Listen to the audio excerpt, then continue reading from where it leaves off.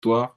Donc, je pense que c'est mon identité, c'est raconter l'Afrique et le Gabon avec les vêtements dans des histoires différentes. Mm, mm, mm. Ouais, je suis un storyteller, si je peux dire ça comme ça. Yes. Ouais, ça c'est Yes. bien. Super. Non, mais c'est super intéressant là ce que tu dis en plus parce que ça me fait penser à quand j'ai vraiment commencé à reconnecter dans ma direction artistique, je me suis rendu compte que je connaissais pas assez le Gabon. Je connaissais pas assez ma culture, ma coutume. Et ça m'a un peu intriguée. Et ça guide aussi, je pense que ça guide aussi mon envie de, voilà, de créer une marque 100% Made in Gabon, même si ça implique tous les coûts que ça implique derrière. Je voulais vraiment déjà développer voilà, cette connaissance du Gabon, là, et me dire déjà pour les autres qu'ils apprennent à connaître le Gabon. Et même pour moi, ça m'a forcé à essayer de rentrer un peu plus dans ce que je connaissais. Mais en parallèle, comme tu le disais tout à l'heure, c'est vraiment ce côté minimalisme là, parce que je sais qu'aujourd'hui, lorsqu'on va parler de mode africaine, tout de suite, on va forcément voir des imprimés forts, on va forcément voir des matières, c'est des matières voilà, qu'on connaît un peu, comme le raffia, comme le pagne. Et je me Mhm. suis dit, en vrai, moi, quand je suis à Libreville, je ne m'habille pas en pagne. C'est Mhm. culturel. J'ai été élevée également dans un environnement où moi, le pagne, je mettais le pagne pour un mariage. Voilà, Ouais, vraiment, c'est juste pour des mariages. Même, cérémonie en fait. voilà, il n'y avait pas de, voilà, c'était vraiment dans ce cadre-là. Donc, c'est pas forcément, je vais dire, dans moi, mon identité, ou dans comment j'ai grandi. Donc, je me suis dit, dans ce qui me ressemble, comment je peux raconter le Gabon? Et c'est comme ça que de fil en aiguille, j'ai commencé à construire une marque avec un fil conducteur sur plusieurs éléments du Gabon qui ne sont pas forcément des éléments qui aujourd'hui sont déjà vulgarisés ou identifiés dans la mode. Et Mm. l'idée aussi, c'est d'avoir un peu ce côté précurseur dans la chose parce que je me dis, aujourd'hui, on est dans un terrain où on est dans un univers qui a beaucoup de potentiel et où on a chacun nos univers, on a chacune des personnes nos créativités. Et c'est ça aussi qui fait la beauté de cet écosystème-là, c'est de se dire, on a pas mal de richesses. Comment aujourd'hui je me sers de ce que je sais, ou j'apprends à connaître ce que je ne sais pas pour Mm. le matérialiser à travers ma marque. C'était vraiment cette dualité-là, garder le côté minimalisme que j'aime voilà, dans ma vie de tous les jours, dans ce que je porte, tout en valorisant le Gabon. En fait, je me suis demandé, mais qu'est-ce que je connais du Gabon? Qu'est-ce qui aujourd'hui, si je l'associe, et j'ai vraiment galéré, hein, qu'est-ce qui aujourd'hui, si je l'associe à ma marque, ça va rappeler le Gabon au-delà juste de faire des coutures au Gabon, quoi. Et c'est vraiment de là qu'est né, par exemple, le bouton en pierre de Mbigou, parce que je me suis dit, tout de suite, non, mais j'ai galéré. Non, ça, c'était vraiment. Non, je me suis dit, j'ai cherché. C'est Non, fort, pour ça, j'ai c'est cherché. Je me fort, c'est suis fort, dit, c'est fort. Pierre de Mbigou, tout de suite, en fait, lorsque voilà, la marque sera exportée et qu'on voilà, et qu'on on parlera du bouton en Pierre de Mbigou, ça fera écho à la ville Mbigou. Ça fera écho à tout le travail artisanal qui est fait Mm. derrière pour, Ouais. C'est voilà, pour vraiment, créer ces boutons-là. c'est un patrimoine en fait, c'est un patrimoine culturel énorme en Exact. fait pour le Gabon et la pierre de Ligo. Et je pense que bon, c'est pour revenir un peu à ce que Sean disait, le fait de à chaque fois piocher dans le patrimoine gabonais va permettre aussi à travers notre secteur de vraiment, vraiment remettre ça en valeur. De se dire, OK, nous Mm, on a mm, ça dans mm. notre patrimoine. Aujourd'hui, la jeunesse ne connaît pas énormément euh, une Mm, tradition, nos rites, tout ça. Donc, ça, c'est vraiment une mise en valeur en vrai. Ouais, donc je disais que la pierre de Ligues, franchement, ça représente un patrimoine énorme parce que moi, personnellement, j'ai grandi avec. Euh, genre en primaire, c'était l'une de mes activités dont je me rappelle aujourd'hui et je pense que c'était Ça quelque bloque chose qui m'a... encore. Ça me... Oh là là.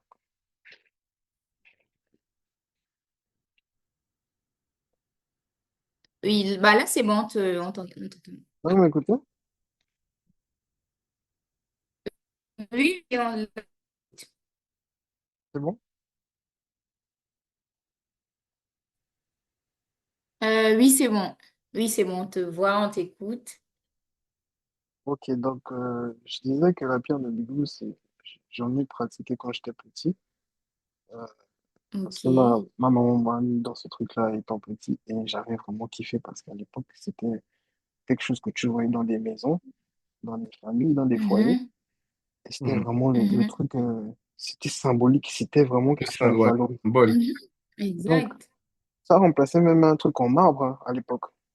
Facile. Bah oui, clairement, Facile, oui. facile. Moi, je me rappelle, la daronne, elle avait des trucs de tête avec des femmes qui étaient tressées, tout ça, en pierre de Oui, bijou. exact. Ça, j'ai Ah, l'impression que frère, toutes nos mamans ont eu ça. ouais, et ça, tu casses ça, t'es mort. Tu Quand casses tu ça, vois t'es mort. le détail des Oh, pièces et des travaux oui, qu'ils réalisaient, c'est incroyable. Et Exact. après, comme tu as dit, c'est notre patrimoine. En vrai, maintenant que oui, tu l'as dit, je oui, constate que c'est notre patrimoine qui fait notre identité. Exact. Et c'est pas le pagne, tu vois. Parce que le non, pagne, c'est pas africain, c'est pas gabonais. Donc je pense que les designers devraient plus se baser sur leur patrimoine pour construire leur identité. Par exemple, comme Chanel l'a fait, comme toi tu l'as fait, mais toi tu l'as fait en parabole par rapport à la Mhm, fleur, l'évolution de la fleur. non. Et bon, après, mhm, moi, j'utilise différents symboles. Je ne prends pas qu'un seul symbole, tu vois. Je mhm. pense que c'est à partir de ça qu'on pourra développer vraiment nos identités et Exact. avoir vraiment de réelles perspectives créatives et Mhm, pouvoir aussi développer l'industrie. Parce que, par exemple, les boutons en pierre de Mbigou, ça peut être quelque chose de vraiment industrialisé et que après mhm, les gens viennent maintenant se fournir au Gabon pour ces boutons-là, tu mhm, vois. mhm. Bien Et sûr, parce que même ça, là, c'est un là, savoir-faire. le bouton, mais on peut développer vraiment plein d'autres choses. Tu peux faire une boucle de ceinture, je sais pas, ou Mhm, mhm. tu vois Exactement. le truc pour hold le fil. Exact. C'est Tu peux faire ça en exactement c'est pierre de ça. Mbigou, mais comme les gens n'ont pas cette sensibilité à l'art ou à la créativité ou au design, je pense qu'ils se disent que c'est juste quelque chose qu'on fait au village, c'est pour décorer la maison, Mhm. puis, C'est des et trucs, Ouais. puis c'est tout. Non, mais c'est c'est beau. vrai, hein. C'est vrai. Et après, moi, je pense même que bah, c'est vraiment. Et je me dis, après, je pense que le fait d'avoir un peu vu d'autres cultures, de m'être documentée et d'être sortie du Gabon, ça m'a beaucoup aidé aussi parce que bah, en allant dans les musées, en t'intéressant à la mode occidentale, tu te rends compte que c'est dans les détails, c'est dans la Mm, culture et souvent même il y a des motifs, il y a des éléments qu'ils tirent en fait de l'Afrique et qui font mm, aujourd'hui leur succès. Donc je me dis, mais est-ce qu'on se rend compte de tout le potentiel qu'on a en fait? Et je pense que c'est bien aujourd'hui en tant que jeune qu'on arrive à déjà se réveiller. Tout à l'heure, tu parlais de storytelling, mais je me dis en fait, le storytelling, c'est vraiment un élément essentiel, en tout cas dans les codes du luxe, par exemple, pour arriver mm, à se différencier, tu vois. Rien que par ça, c'est déjà une signature lorsque tu arrives à raconter une histoire qui est propre de chez toi. En fait, souvent, tu n'as même pas besoin d'en faire trop dans les beaucoup. détails, dans les pièces, mais rien que lorsque tu arrives à conter une histoire, on sait que bah, lorsque tu portes du Hoyin, tu portes l'histoire de tout un, voilà, de tout Mm. un pays, quoi. Donc, en soi, moi, je me dis, oh, c'est déjà bien qu'aujourd'hui, on ait ces réflexions et je pense que ceux qui regarderont ces vidéos-là aussi, j'ose espérer que ça les inspirera à vraiment sortir de leurs quatre murs, à se documenter. Aujourd'hui, on a plusieurs façons de se documenter avec Internet, avec les réseaux sociaux. Donc, c'est vraiment sortir des limitations et de se dire, aujourd'hui, qu'est-ce qu'il y a dans ma tête et qu'est-ce que je ne sais pas en fait? Qu'est-ce qui se passe à côté? Qu'est-ce qui se passe chez mon voisin? Et peut-être que je peux reproduire, que je peux améliorer, voilà, et trouver ma signature, quoi. Mais En inspirer, c'est ça. c'est vraiment important d'être curieux, de se poser des questions et de se dire que, voilà, si on veut révolutionner vraiment la mode gabonaise, il faut qu'on sorte des sentiers battus, il faut qu'on sorte du conformisme, il faut qu'on sorte, Mm. voilà, il faut qu'on sorte de tout ça. Ouais, l'esprit critique surtout, parce que Exact. Ça va être compliqué. Ça va prendre du temps. On va y arriver, mais ça va On va être y arriver. compliqué. C'est pour ça, en fait, que je loue ce genre d'initiative parce que je me dis, en toute humilité, si on arrive à comprendre que l'un avec l'autre, on est une force, Mm. en fait, on va vraiment arriver à se tirer vers le haut. D'élever, Et ouais, c'est ça. tout à l'heure, tu parlais, par exemple, tu parlais d'une plateforme que tu as créée à Libreville. Je n'en ai pas encore entendu parler, mais je me dis, tu vois, on a tous envie de développer cet écosystème-là. C'est comment Mhm. l'un dans l'autre, déjà, on crée du contact et on se dit, dans tous les cas, chacun est unique. Aujourd'hui, je vais avoir Burger King, je vais avoir McDo à côté. Pourtant, ils font des burgers, mais il y aura toujours la signature. Il y en aura qui vont préférer aller chez Burger King et il y aura qui vont Mais préférer, il y en aura qui vont préférer aller chez McDo. Donc, on se dit juste que bah, l'idée, c'est de, voilà, soit de se challenger, soit de construire un écosystème ensemble parce que c'est ensemble qu'on sera plus fort. Et à force de parler, à force de, les gens, ils vont nous voir partout, ils vont se dire, waouh, c'est sérieux ce qu'ils sont en train de faire, en fait. C'est vraiment Exactement. hum, sérieux, quoi. that part, Ouais, ouais. ouais, c'est ça, c'est ça. Ouais, donc, super en tout cas pour le premier thème. Donc, on va Yes. enchaîner avec le deuxième thème. Juste, Voilà, c'est bon. Alors, on se retrouve pour la deuxième session. On a fait une petite pause hydratation. Donc, on va repartir sur ce thème-là, numéro 2, projet et processus savoir-faire. Et donc, l'objectif de ce thème, c'est de partager les expériences aussi autour de nos projets récents. Qu'est-ce qu'on a aussi appris, l'expérience qui nous a le plus marqué aussi en termes de processus, de savoir-faire, est-ce qu'on a encore des barrières, tout ça, et puis voilà, quoi. On va finir. Donc, qui commence? Je Up débute? to you. Shannon? ok. Ok, let's go. Donc là, l'idée, c'est de repartager une expérience récente qui nous a le plus marqué. Euh, Pour ma part, je dirais, j'insisterai vraiment beaucoup plus sur la structuration de mon entreprise, de ma marque, en fait, en réelle entreprise. hmm, Pourquoi ça, c'est vraiment déjà, c'est une étape cruciale dans l'histoire de ma marque, mais aussi, c'est, c'est vraiment important parce que je réalise en fait que ça nécessite beaucoup de, voilà, ça nécessite beaucoup de réflexion, ça nécessite beaucoup d'efforts et surtout, ça permet de se projeter vraiment. Parce hmm, que je me dis, au-delà du fait de, voilà, de créer un vêtement, au-delà du fait d'avoir, voilà, un vêtement qui est créé, comment derrière j'arrive à vraiment avoir de l'impact dans, voilà, dans la mood. Demain, je veux être, voilà, je veux montrer le chemin, je veux montrer l'exemple, je veux être précurseur sur pas mal de choses, mais comment déjà moi-même j'arrive à me construire et à me poser les bonnes questions. Donc moi, c'est vraiment cette étape-là qui, en tout cas pour cette saison, qui est une étape importante de ma carrière en tant que créatrice de mode. C'est vraiment là aujourd'hui la structuration de, voilà, de ma marque de vêtements. Il y a plein de projets qui sont en cours du côté de Libreville et qui sont en train d'être finalisés. J'ai vraiment hâte que ça se concrétise pour pouvoir, voilà, pour pouvoir step up et pour pouvoir aussi donner envie à d'autres jeunes de, voilà, de se dire que la mode, en fait, c'est pas juste créer une marque de vêtements. C'est tout la chaîne de valeur qu'il y a derrière. Déjà, est-ce que je suis consciente qu'il y a toute une chaîne de valeur derrière? Est-ce que je suis consciente que pour m'imposer aussi dans ce secteur-là, il faut que je sache que ma valeur ajoutée va bien au-delà de créer une marque de vêtements. Je suis responsable aussi du fait que ma marque vive. En fait, si je veux vraiment en faire voilà, une marque pérenne, je suis responsable du fait que ma marque vive dans le temps. Donc, aujourd'hui j'essaie déjà de m'implanter pour faire grandir ma marque, pour la faire connaître et surtout pour que les bases soient solides. hmm. Donc, voilà pour ma part. Ok, super. Bon, pour moi, l'expérience que j'aimerais partager, en vrai, c'est la collection que j'ai sortie en 2025, Blooming. Donc, pour revenir un peu sur la collection, l'objectif, c'était de sortir une collection déjà à l'extérieur du pays, donc en terre sénégalaise. Pour moi, c'était un challenge parce que je connaissais pas le terrain et surtout, Mhm. je voulais me faire une idée aussi et me confronter en fait, à ce qui se faisait à l'extérieur. Donc, je Mhm. suis rentré en immersion totale sur le terrain, c'est-à-dire à la recherche des tailleurs, des tissus, et de belles découvertes, et aussi des grandes alliances que j'ai, gloire à Dieu, essayé de mettre en place. Mais l'expérience qui m'a un peu le plus, pas dit choqué, mais là où j'ai relevé une grosse problématique, c'est au niveau de la chaîne de production.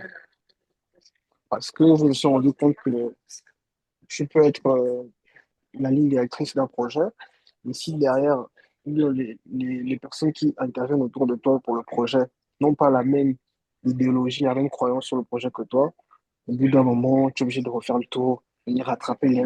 Tu vois, revenir et puis limite coacher les gens qui interviennent sur ton projet, notamment les tailleurs. Ça a été un gros challenge, les tailleurs, parce que il y a un vrai savoir-faire, mais j'ai l'impression qu'ils sont pas sérieux dans leur travail. Je pense qu'il y a eu un déclic au niveau de leur. Ils font juste pour subvenir à leurs besoins. C'est pas une passion pour eux Mm. aujourd'hui. Surtout que ça a été transmis peut-être de père en fils. Souvent, je me dis, c'est vraiment un savoir-faire, mais pourquoi ils ne prennent pas ça au sérieux? Pourquoi ils ne se valorisent pas? Parce que c'est un métier valorisant. Être tailleur, c'est pas donné à tout le monde. Donc, j'ai été en mode coaching, mais j'ai été aussi dans l'approche vraiment de l'humain derrière. Parce qu'en vrai, si tu veux monter une équipe, il faut comprendre l'humain aussi auquel tu fais face. Il faut Mhm. comprendre aussi ses réalités, ses difficultés et sa perception des choses. Parce que tu peux lui dire, OK, voilà mon projet. Lui, il va juste te fournir ça parce que derrière, il sait qu'il y a un gage financier. Mais est-ce qu'il Mhm. t'accompagne vraiment Mhm. sur le projet? Est-ce qu'il a conscience de la portée que tu aimerais Mhm. diriger Mhm. à travers le projet, c'est-à-dire la collection?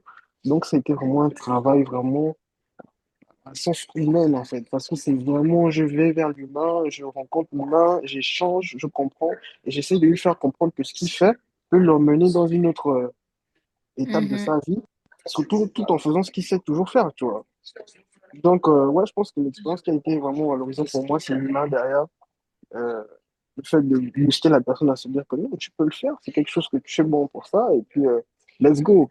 Ensemble, je peux te tirer, et puis on va essayer de monter tous ensemble, tu vois. Donc, j'ai eu une équipe de courturiers qu'aujourd'hui, j'essaie vraiment de mettre pour sur leur stabilité financière aussi, parce que derrière, Et- s'ils veulent te suivre, tu vois que ils doivent être Mhm. Mhm. en mode, est-ce que je vais vraiment gagner avec lui? Qu'est-ce qu'il va m'apporter aussi? Donc, Mhm. il y a Mhm. ça, il y a les mannequins aussi, qui sont pas aussi valorisés sur le marché parce que tu peux prendre un gars comme ça, tu lui viens poser pour maman. Derrière, il n'y a pas Mhm. de déplacement, il n'y a pas de frais de déplacement, il n'y a pas de frais Mhm.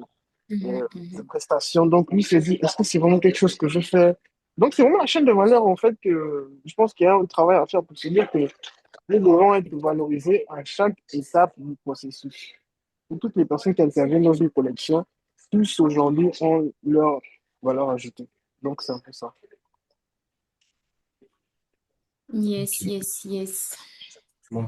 En vrai, moi, en termes d'expérience récente, je veux dire récente, ça peut être sur 2 ans, n'est-ce pas? Mm. Oui, oui. C'est Mhm. l'organisation de défilés. Ouais. Donc, les premiers défilés que j'ai fait, que j'ai organisés donc avec Synapse à l'époque, c'était en 2019, en 2018, en 2019. J'avais pas du tout la réalité que les 2 derniers défilés là m'ont montré. Mm. Donc, bon, encore, comme j'étais dans une phase expérimentale, je testais vraiment. Mais là, avec les 2 derniers défilés, j'ai vraiment su c'était quoi être event planner. Et Mm. en tant que directeur artistique et directeur créatif, on doit quand même avoir cette petite section dans notre Mhm. portfolio, dans notre CV. Et quand tu n'es pas au courant de ça, bah, tu es vraiment surpris par tout ce que tu rencontres. Ouais. Mhm. Et quand tu fais ça au Gabon, les gens avec qui tu vas travailler ne vont pas forcément capter là où tu veux aller. Ils Exact. C'est vont, exactement ce que je disais. Oui. Exact, exact. ils vont se dire que tu es en train de jouer, que mais attends, lui là, Ouais. qu'est-ce qu'il fait? Qu'est-ce qu'il veut Ouais. raconter? Ouais, Qu'est-ce qu'il divertissement, veut quoi. montrer? Non. Ouais, Même quand tu vas vers des partenaires, que tu leur présentes le projet, ils vont te recevoir par courtoisie, par mm, politesse. mm, Mais il y en a à la fin, dès que tu es sorti du bureau, ils déchirent ton truc parce que vraiment, ils pensent que ton Mhm. projet, c'est juste un jeu et ils ne voient pas Mhm. Mhm. l'enjeu et ouais, l'intérêt qu'il y a derrière ce truc, tu vois. c'est vrai. Donc, Mhm. moi, c'est vraiment la seule expérience. Mais je pense que c'est parce que je venais à peine de rentrer au Gabon que je n'étais pas préparé à Mm, ce genre de mentalité-là. mm, Parce qu'on Mhm. a quand même beaucoup de travail à faire sur les mentalités. C'est ce qui ralentit beaucoup exactement. nos projets et notre Exactement. processus. Exactement. Et ça rejoint un peu un point qu'on, je pense qu'on va relever là maintenant, c'est le fait de trouver une place vraiment valorisante dans notre secteur, c'est-à-dire notre savoir-faire. Aujourd'hui, la mode, qu'est-ce que ça représente? Quel est son positionnement aussi sur le marché? Mhm. Mhm. Est-ce que c'est Ah, quelque chose qui mais... est valorisant? Parce qu'au-delà Mhm. de nous, on a déjà cette perception parce que de base, on est passionné, on a de l'amour pour le truc. Mais est-ce que auprès des gens, ça éveille quelque chose de valorisant? Bon, c'est juste un divertissement et puis voilà. Donc, Mm, aujourd'hui, est-ce que vous pensez que la mode est bien positionnée? mm. Bah, moi, pour répondre, je pense que je vais rebondir un peu sur ce que tu disais, Melvin, tout à l'heure. Ouais, C'est concernant la chaîne de valeur au niveau de l'humain qu'il y a derrière. Donc, je ouais, pense que moi, ça résume toute la question. Tout part de la perception aujourd'hui que au Gabon, et j'irais même encore plus loin, dans certains pays d'Afrique, que les acteurs, en gros, de la mode, voilà, de cette chaîne de valeur-là se font. Et pour avoir vécu la même expérience, et c'est ça qui a même été le déclic dans la structuration différente de ma chaîne de valeur actuelle, qui a été le déclic dans cette grosse transformation-là que je vais faire, c'est que j'ai rencontré les mêmes difficultés avec les couturiers. Et ouais, imagine toi qui es sur place, mais moi à distance, gérer cette réalité. Au départ, je me suis dit que voilà, c'était dû à des challenges financiers. Et vu que moi, je suis pas forcément dans cette mentalité où il faut chercher à gagner à tout prix, c'est-à-dire quel est le juste million de ce que toi tu gagnes et ce que moi je gagne. Donc, si c'est l'argent, bah, il n'y a pas de souci pour ça. ouais, Il y a pas de souci pour l'argent tant que mon travail est fait dans les temps. Voilà. ouais, Et derrière, ça impacte toute la chaîne de valeur parce que derrière, moi, je fonctionne avec un calendrier. Je vais me dire, les coutures sont faites tant, je laisse une marge, par exemple, de 3 semaines, un mois. Après, j'ai déjà contacté le photographe. Donc, ouais, tout est déjà payé, tout est déjà organisé, donc tout est déjà calé. J'ai déjà commencé à réfléchir, en fait, pour, avant, vu que je faisais revenir les vêtements ici, je réfléchis déjà à voilà, par quelle agence passer, à quelle période pour faire revenir. Mais si déjà en face, tu as une personne qui ne réalise pas, en fait, des personnes qui ne réalisent pas l'impact que ça va avoir sur la chaîne de valeur, ça me fait penser, en fait, qu'aujourd'hui, en fait, la mode n'est pas forcément comprise. Et ça rejoint aussi ce que Sean disait aujourd'hui lorsqu'on parle d'organiser des événements. Je me suis heurtée à ça aussi récemment pour un événement que je voulais organiser au Gabon cet été, qui n'aura malheureusement pas lieu parce que rien que pour trouver une salle, c'est-à-dire je viens en tant que client. C'est même pas que je viens de demander une salle gratuite. Je viens en tant que client juste pour que tu me fasses un retour pour valider la salle. Ça a pris 3 mois et 3 mois, tu viens me dire à chaque fois, renvoie-moi le document, mais à un moment donné, tu te demandes, mais en fait, c'est des personnes qui sont quand même assez adultes et tu te poses des questions sur comment en fait on s'en sort en fait. Et donc, en fait, bien qu'expliquant, en fait, toutes les portées, en fait, la portée économique du projet pour le pays, la portée RSE aussi, par exemple, Mm. pour la structure en soi voilà, d'héberger un tel événement au sein de ces locaux, mais tu te rends compte que ce n'est pas compris. Et c'est là où je me rends compte que, bah, en fait, sans vision, on ne peut pas aller loin. Et pour moi, aujourd'hui, c'est notre devoir, c'est notre travail, même si on n'est que deux, trois, c'est vraiment de ne pas se fatiguer. Et c'est là où aussi on trouvera la force et de se serrer les coudes et de se dire, voilà ma vision, voilà la tienne. Comment en fait, voilà, comment on brise les barrières et on se dit, bah, ça va finir par payer. ouais. Les Ça va forcer les finir par portes. payer. Ouais, Voilà quoi, la mode Valeur n'est imposer ça. ouais, Exactement, la mode n'est pas comprise, tout l'écosystème, c'est pas juste. Aujourd'hui, beaucoup se disent que la mode, c'est créer, voilà, c'est coudre un vêtement, mais il y a tout un écosystème derrière. Et tant que les gens ne comprennent pas, parce qu'aujourd'hui, ce qui motive beaucoup les gens, au-delà de la passion, c'est l'argent. Tant que ouais. les gens ne comprennent pas, en fait, où ils peuvent aller en ayant déjà aussi ce travail avec rigueur, avec excellence, là, Ouais, c'est ça. on ne va pas loin, quoi. Parce que la mode, c'est un ensemble de métiers. Donc, Exact. si c'est un ensemble de métiers, c'est qu'il y a une économie qui tourne autour. Et je pense que pour Mhm. un pays, en termes de valeur ajoutée, de se dire qu'on doit redorer notre image. Vous avez vu le cas du Gabon actuellement par rapport à ce truc de revenir un peu sur des trucs touristiques, valoriser un peu le Mm. pays, tout ça. Mais je pense que ça, c'est un canal approprié pour ça, la mode. Mhm, mhm. Parce que nous, notre enjeu et on va dire, notre rôle, c'est d'aller piocher dans le patrimoine, en fait. Et si nous, on pioche dans le patrimoine du pays, forcément, derrière, on revalorise, en fait, l'identité du pays. Clair. Donc, on touche aussi à l'économie du pays, parce que tout ça, il y a des métiers, c'est une chaîne de métiers, c'est des prestations. Aujourd'hui, il y a du commerce autour de la mode. Donc, pourquoi ne pas prendre ça au sérieux et se dire que ça, c'est une économie importante pour l'avenir du pays? C'est pas périssable, c'est pas de l'entrepreneuriat, on lance un business et on voit comment ça va marcher. C'est pas périssable parce que c'est quelque chose qui est en nous. Ça Mm. touche au patrimoine, ça touche à l'identité, ça touche à la valeur, ça touche à l'humain.